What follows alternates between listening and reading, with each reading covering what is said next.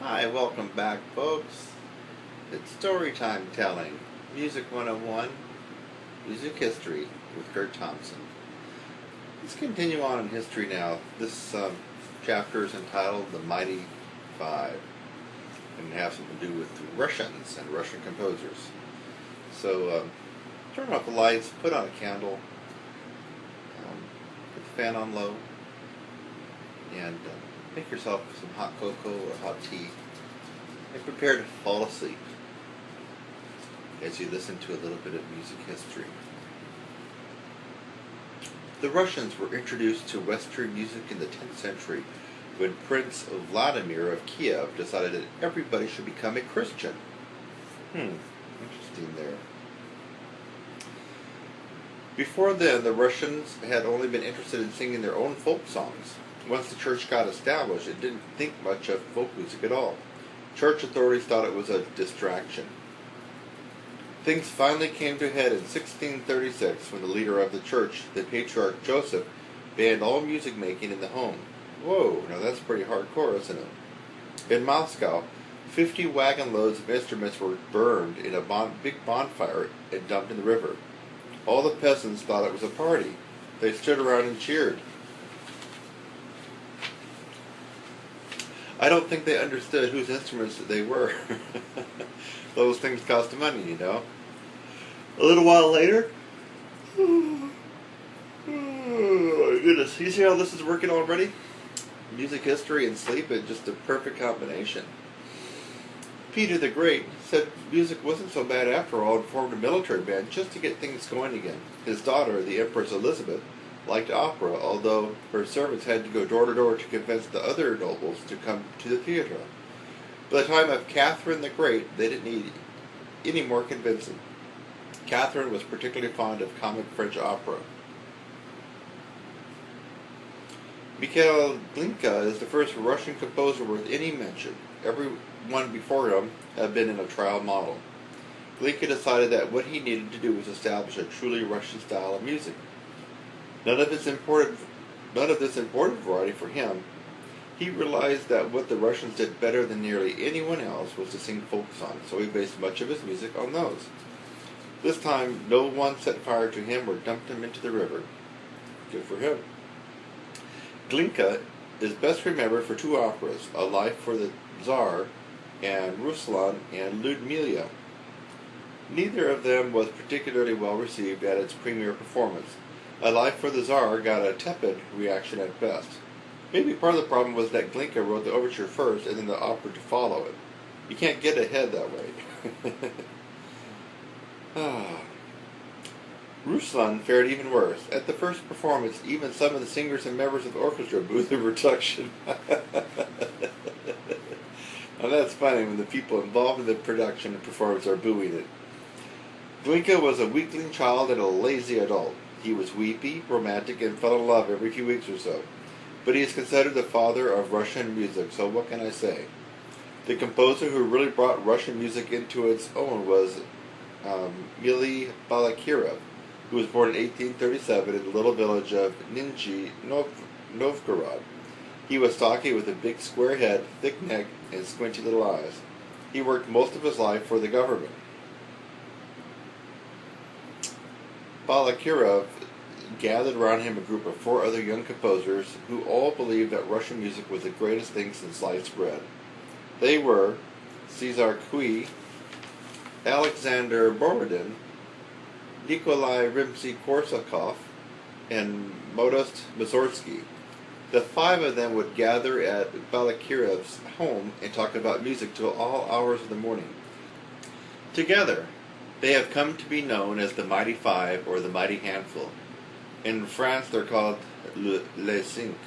Their nickname comes from the Russian Magachaya Kucha, or the Mighty Little Heap. A heap of what? I don't know. The Mighty Five were all for Russian music, and they didn't mind saying so. If you weren't, you were no friend of theirs. They had some pretty angry things to say about Tchaikovsky and Anton Rubinstein, who didn't sound Russian enough to suit them. Balakirov once called Rubinstein an idiot, and that's about as polite as he ever got. Kui was the son of a soldier in Napoleon's army who stayed behind in Russia after his comrades had left. His father had 3 sons, whom he named Caesar, Alexander, and Napoleon, so a military career seemed inevitable for all of them. Kui grew up poor and remained thrifty, not to say downright stingy, all of his life. His idea of a real splurge was to have tea with jam. Yikes.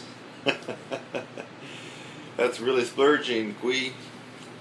Not to mention, I wouldn't like a name like Kui. I'd probably get beat up after school all the time. Although he was a composer with the rest, his greater role was as a journalist, championing the music of Russian nationalism that his friends were writing. Kui's opera, Ratcliffe, had 7 decent performances in 1869, but the 8th was so bad that Kui himself panned it in the paper the next day. Kui eventually rose to the rank of general in the Russian army. He lived to the ripe old age of 83 and taught military strategy and fortifications right up to the end. If you ask how to pronounce his name, I can't help you. You're on your own. Mussorgsky came from a wealthy noble family and could trace his roots back 32 generations to the very first Russian dynasty. He always pronounced his name Mussorgsky, with the accent on the first syllable. Oh, Mussorgsky. Nobody ever listened to him, and today we all pronounce it Mussorgsky, which sounds right to us. Oh, that's interesting. So Mussorgsky really didn't pronounce it that way. He pronounced it Mussorgsky. Interesting. He served for a while in the army as lieutenant and then got a cushy job at the Ministry of Transport. Mussorgsky was always especially fond of his mother, so he took it rather hard when she died. He took to spending rather a lot of time with her best friend, an older woman. I'm not entirely sure this relationship was very healthy. It was certainly the sort that gave people something to talk about. Mussorgsky's nickname was Modinka. Kui called him this all the time. Mussorgsky's best-known composition is Pictures at an Exhibition. He wrote it for piano, not realizing that everyone would much rather listen to it played by full orchestra. He also wrote Boris Godunov and one other opera, and left 2 more unfinished when he died. This he did quite suddenly at the age of 41 after having far too much to drink.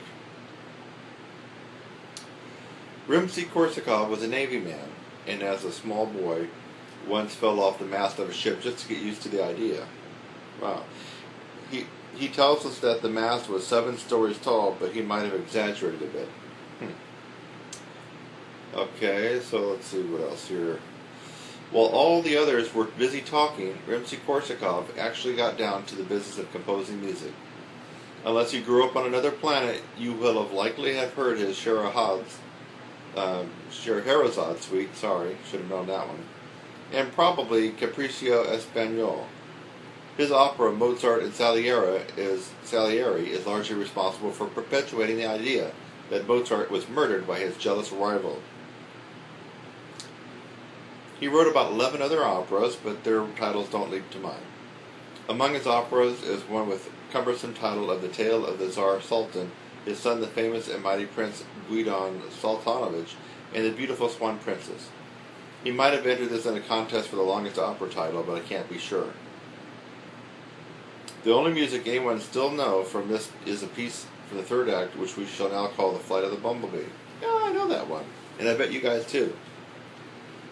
Borodin was born out of wedlock, but you hardly ever heard him mention it. His father, Prince Luka Gideonoshvili, always said he meant to marry Borodin's mother, but somehow he forgot. That's funny and coincidental. Borodin grew up referring to himself as a girl and always called his mother auntie. But other than that, he had a normal childhood.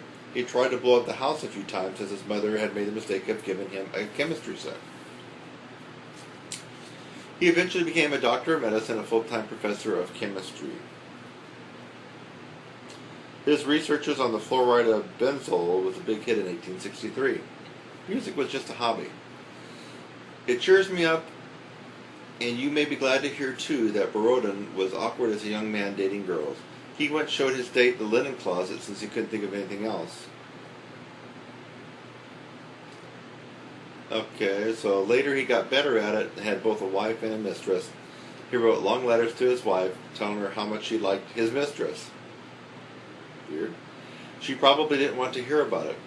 Borodin's best-known composition is his opera Prince Igor, which Rimsky-Korsakov finished for him after he died. The Polosian dances from Act 2 are still played today.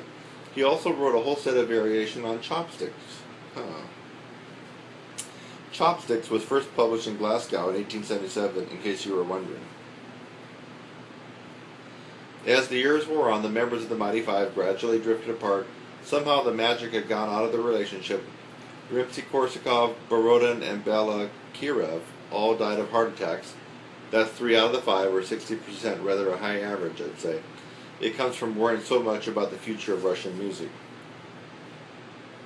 Poor old Balakirev came to the Tsar's den. He became very superstitious and took to consulting a fortune teller almost daily. He stopped eating red meat and would only eat fish that had gone to sleep. Don't ask me how he could tell the difference. That's the Mighty Five and some Russian nationalism. Now, for those of you who are still awake but half-lidded, go ahead and turn off the light or run to the bathroom, grab yourself a drink of water and brush those teeth and go to bed. Nighty night. This has been Storytime Telling, Music History 101 with Kurt Thompson.